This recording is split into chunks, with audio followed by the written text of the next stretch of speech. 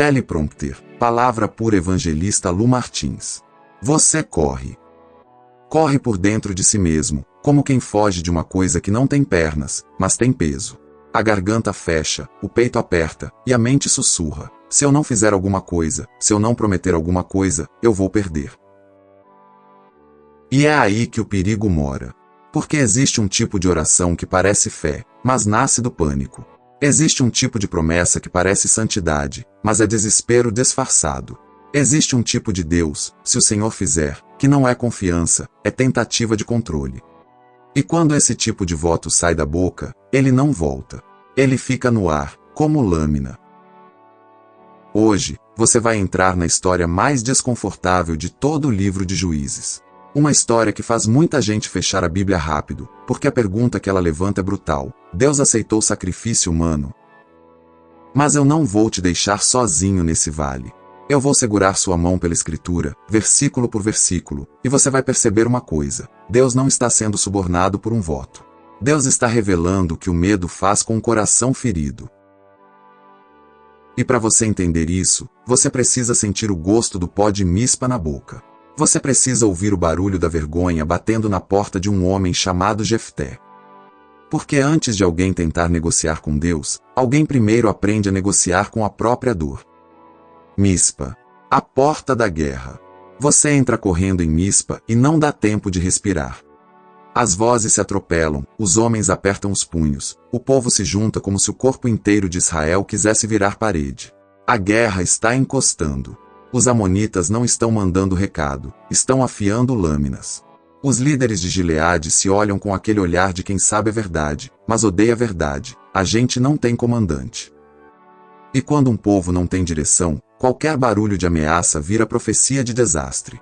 E então alguém diz um nome. Baixo, quase cuspindo, como se o nome queimasse a língua. Jefté. Só de ouvir, você sente o gosto da história antiga, amarga. Jefté não é o filho querido que recebe abraço no meio da sala. Ele é o nome que a casa tenta esquecer. Ele é o rosto que a família expulsou. E a palavra deixa isso claro, sem maquiagem, como está escrito em Juízes 11, 1-3. Jefté, o gileadita, era um guerreiro valente. Seu pai era Gileade, sua mãe era uma prostituta. Você sente a palavra prostituta bater como pedra. Não é só informação, é rótulo. É o tipo de rótulo que cresce com a criança, que gruda na pele, que faz os outros olharem e verem pecado antes de verem pessoa. A Bíblia continua, em Juízes 11, 2. A mulher de Gileade também lhe deu filhos, que, já crescidos, expulsaram Jefté, dizendo: você não herdará nada na família de nosso pai, pois é filho de outra mulher. Você imagina a cena não como um texto distante, mas como uma porta sendo fechada na cara. Jefté está de pé. A madeira da porta é áspera. A mão dele tremula um segundo, como se quisesse segurar o batente e dizer: eu também sou sangue dele. Mas ninguém quer ouvir. Os irmãos avançam. Não com espada. Com frase. Com sentença. Você não herda. E sentença de família dói mais do que ferida de guerra. Jefté engole seco. Ele sente o gosto metálico da humilhação subindo, como se a língua sangrasse por dentro. E a palavra fecha o quadro em Juízes 11, 3. Por isso Jefté fugiu de seus irmãos e se estabeleceu na terra de Tobi. Ali alguns homens sem valor juntaram-se a ele e o seguiam. Homens sem valor, é assim que chamam.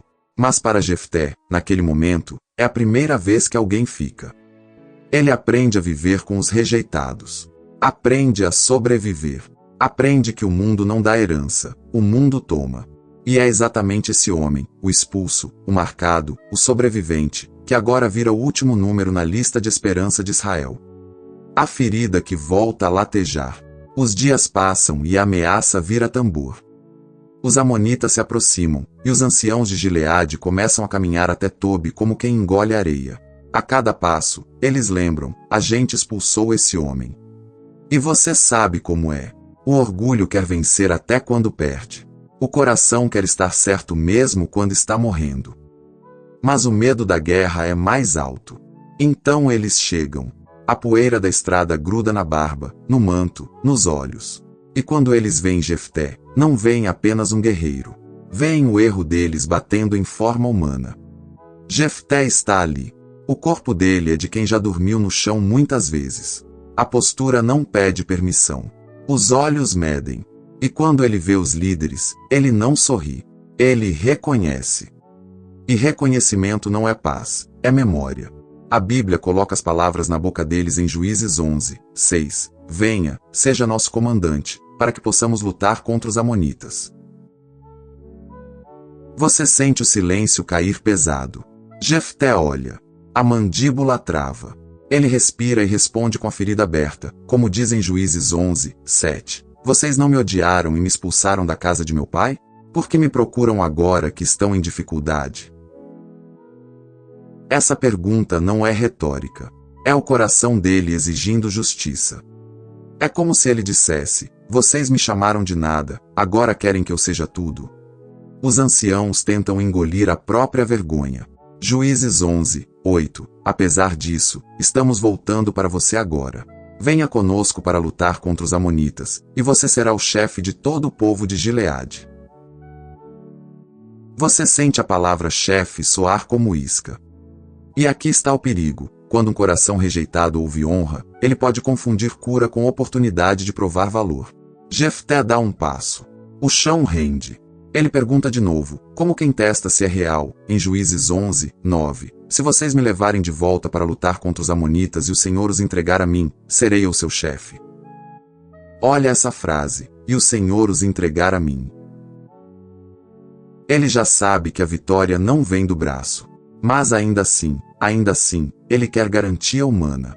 Os anciãos juram, Juízes 11, 10. O Senhor é a nossa testemunha, faremos como você diz. E Jefté decide. Juízes 11, 11. Assim Jefté foi com os líderes de Gileade, e o povo fez chefe e comandante sobre eles, e Jefté repetiu diante do Senhor, em Mispa, tudo o que tinha dito. Você percebe? Ele volta para o lugar do chamado, mas ele volta carregando uma dor antiga. Ele repete diante do Senhor. Ele leva a conversa para Deus. Só que a ferida ainda está ali, viva, respirando. E quando a guerra encosta, uma ferida viva costuma falar alto. O homem que tenta resolver com palavras. Jefté não sai correndo com espada primeiro. Ele tenta palavras. Ele tenta resolver antes de sangrar. E isso parece nobre, mas também revela uma mente acelerada, procurando controle. Juízes 11, 12. Então Jefté enviou mensageiros ao rei dos amonitas com a pergunta: o que você tem contra nós, para invadir a nossa terra? Você imagina os mensageiros correndo, ofegantes. O coração de Jefté não está calmo. Ele sente a responsabilidade como peso nos ombros. Se eu falhar, eles vão dizer: tá vendo? Era filho de prostituta mesmo. O rei responde com acusação. Juízes 11, 13. O rei dos amonitas respondeu: quando Israel saiu do Egito, tomou a minha terra, agora devolva-a pacificamente. E Jefté não aceita. Ele abre a boca e, com cada frase, você sente ele tentando não só ganhar argumento, mas ganhar legitimidade. Ele responde com história, com precisão, com indignação. Juízes 11, 14 a 27, ele recita o caminho de Israel. Lembra que Israel pediu passagem, que não tomou o que não era seu, que a terra foi tomada dos amorreus, não dos amonitas. E a fala dele cresce. Você sente o homem que foi expulso agora defendendo um povo inteiro. Ele quer provar: a gente não é ladrão. A gente não é invasor. No fim, ele coloca Deus como juiz. Juízes 11, 27. Não estou pecando contra você, você é que está me fazendo mal ao atacar-me. Que o Senhor, o juiz, decida hoje a questão entre os israelitas e os amonitas. Só que o rei não ouve. Juízes 11, 28. O rei dos amonitas, contudo, não deu atenção à mensagem que Jefté lhe enviou. E é aqui que o coração humano entra naquele corredor estreito, quando você faz tudo certo e mesmo assim não funciona. Quando a diplomacia falha. Quando a ansiedade ganha um megafone. E aí vem a frase que muda tudo. O Espírito do Senhor vem, e o medo ainda fala. Juízes 11, 29. Então o Espírito do Senhor veio sobre Jefté. Você precisa parar aqui por meio segundo. Deus não abandona Jefté. Deus vem sobre ele. Deus capacita. Deus está presente. Mas o coração de Jefté ainda não sabe descansar. Ele atravessa Gileade e Manassés, passa por Mispá, vai para os Amonitas. O corpo está em movimento, mas por dentro há um ruído. E desse ruído nasce uma frase que é como um trovão dentro da própria vida. Juízes 11, 30. E Jefté fez um voto ao Senhor: se entregares os Amonitas em minhas mãos. Você sente a palavra "se" como corda apertando. O Espírito do Senhor já veio sobre ele. A presença de Deus já está. Mas ele ainda diz, "se". E ele continua, Juízes 11, 31. Quando eu voltar vitorioso para casa, da batalha contra os Amonitas, quem vier ao meu encontro, saindo da porta de minha casa para me receber, será dedicado ao Senhor, e eu oferecerei em holocausto. Essa frase cai como pedra no estômago. Você percebe o que está acontecendo? Jefté está ungido, mas a mente dele está ferida. Ele não quer só vencer, ele quer garantir que Deus esteja do lado dele do jeito que ele imagina. Ele tenta transformar relacionamento em contrato. Ele tenta transformar pai em moeda. E a tragédia do voto é assim: ele não mede quem pode sair pela porta. Talvez ele pense, vai sair um servo, vai sair um animal, vai sair alguém. Mas ele não pensa no riso que mora dentro daquela casa. Ele não pensa nos passos leves. Só que não dá tempo de desfazer. As palavras já saíram. E palavras, diante de Deus, têm peso. Agora a guerra estoura. A batalha que vem como enxurrada. Jefté avança. O povo de Israel se move como corpo só. Braços erguem escudos, mãos apertam lanças, olhos procuram brechas. E o texto não descreve estratégia longa, ele entrega o veredito. Deus dá a vitória. Juízes 11, 32. Então Jefté avançou contra os Amonitas para lutar contra eles, e o Senhor os entregou em suas mãos. O golpe acontece.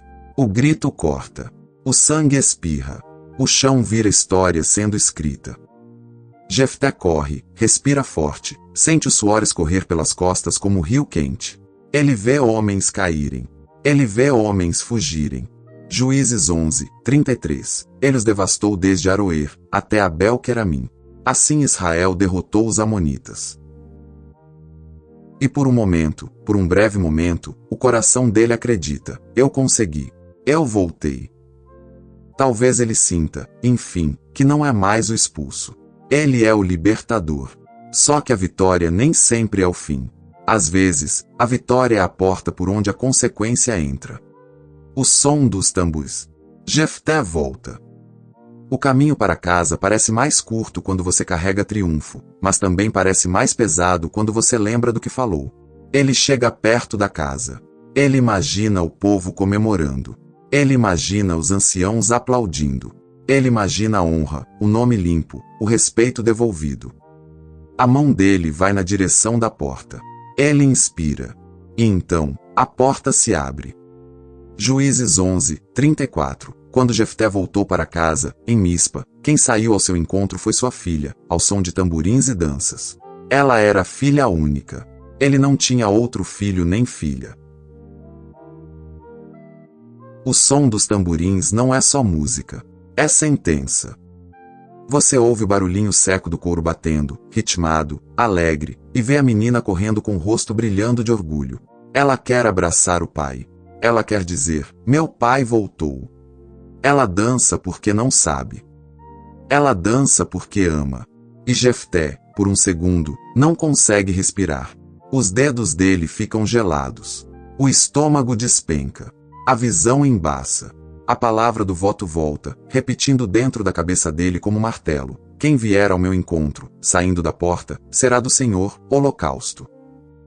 Juízes 11, 35. Quando a viu, rasgou as próprias vestes e disse: ah, minha filha, você me arrasou completamente. Você está entre os que me trazem desgraça. Fiz um voto ao Senhor e não posso voltar atrás. Ponto. Você vê as mãos dele rasgando a roupa, tecido abrindo, como se ele tentasse arrancar do peito a própria decisão. Não é teatro. É colapso. E presta atenção, ele não grita com Deus. Ele grita com o peso do que ele mesmo falou. A filha para. O tamborim cai e bate no chão. O som morre. Ela olha para o pai como quem ainda não entende o idioma da tragédia. E ela pergunta com os olhos: pai, o que aconteceu? O coração de Jefté quer voltar no tempo. Quer morder a própria língua antes do voto. Mas a guerra já acabou. E o voto, agora é a guerra dentro da casa. A coragem que corta como faca. Ela escuta. Você imagina o pai, com a voz quebrada, contando as palavras. A cada frase, a menina envelhece por dentro. E então ela responde.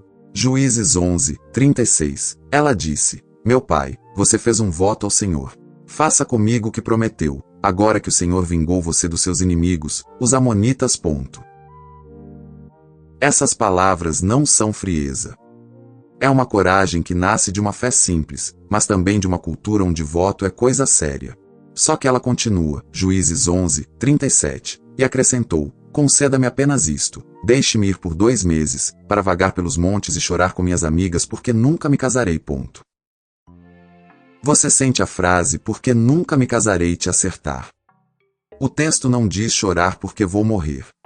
Diz, chorar porque nunca me casarei. E aqui, a história abre uma fenda onde muitos corações tentam enxergar.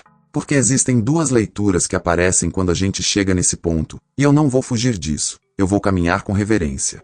Primeira leitura, Jefté literalmente sacrifica a filha, um horror que a lei de Deus condena, e o texto está narrando uma tragédia da época dos juízes, sem aprovar.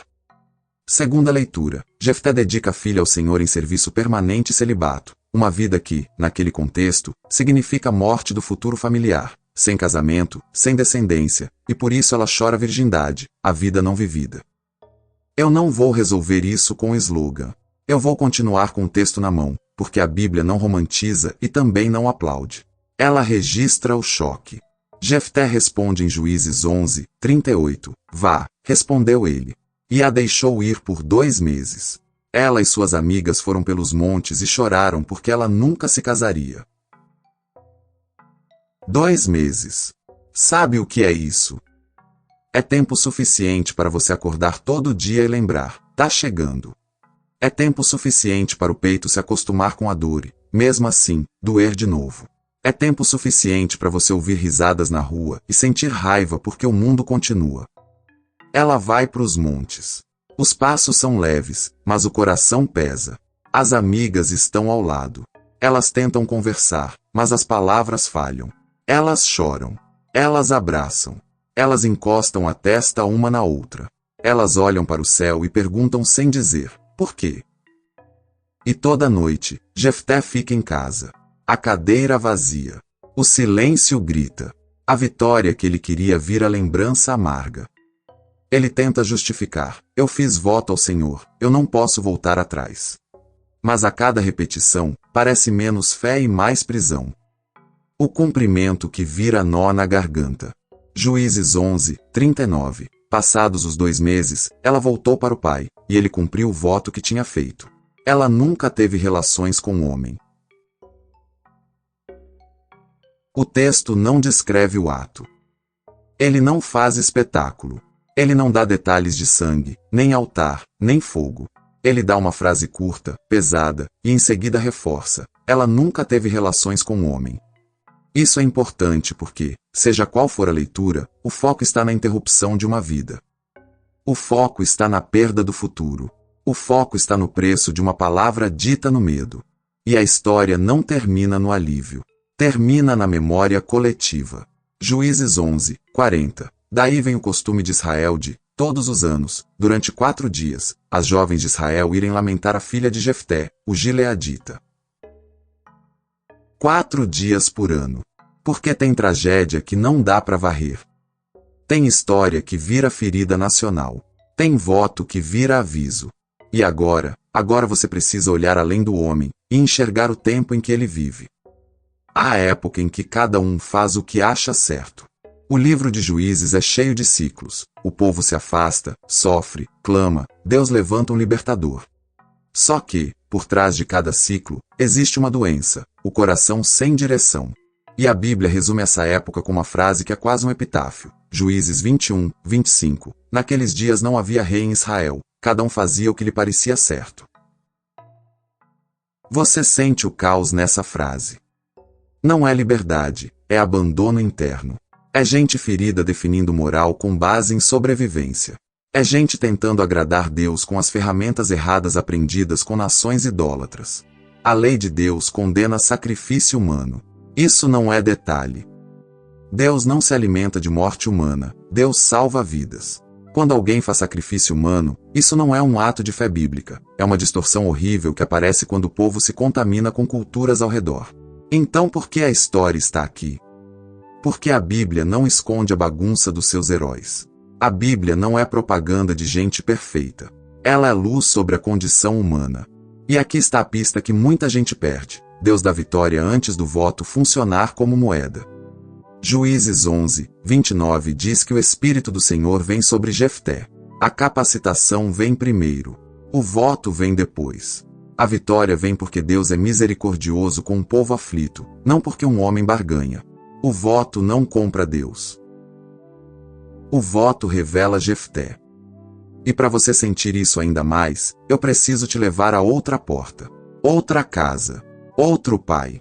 Outra promessa. Porque séculos depois, um homem também abre a porta e encontra o que não esperava. Só que, dessa vez, não é um voto de pânico.